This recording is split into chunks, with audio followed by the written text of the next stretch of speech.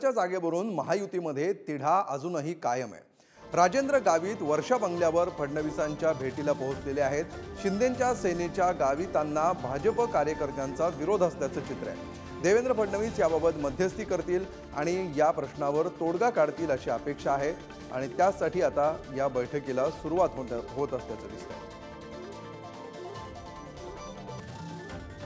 महायुतीमध्ये महाराष्ट्रातल्या ज्या काही निवडक जागांवर अद्यापही पेच बाकी आहे त्यापैकीच पालघरची जागा आहे। या जागेवरून महायुतीतला तिढा अद्यापही सुटलेला नाही।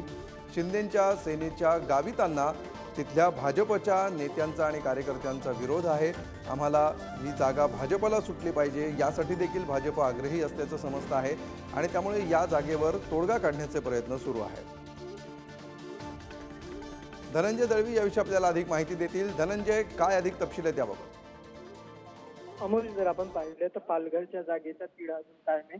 पालघरवर उमेदवारी जी आहे ती युतीमधून अजून उमेदवार कोण असेल ते जाहीर झालेलं नाही आणि अशामध्ये जर आपण पाहिलं तर राजेंद्र गावित जे शिंदेच्या शिवसेनेचे खासदार आहेत ते सध्या उपमुख्यमंत्री देवेंद्र फडणवीस यांच्या भेटीसाठी सागर बंगल्यावर दाखल झालेले आहेत। देवेंद्र फडणवीस यांच्यासोबत ते चर्चा करतील, कारण की पालघरमध्ये भाजपचे जे कार्यकर्ते आहेत स्थानिक त्यांनी विरोध दर्शवलेला आहे कुठेतरी राजेंद्र गावित यांना। त्यामुळे आता भाजपच्या कार्यकर्त्यांची समजूत काढावी आणि या सगळ्याचा तिढा जो आहे तो सुटावा यासाठी ही सध्याची चर्चा जी आहे ती सुरू असल्याची माहिती समोर येते।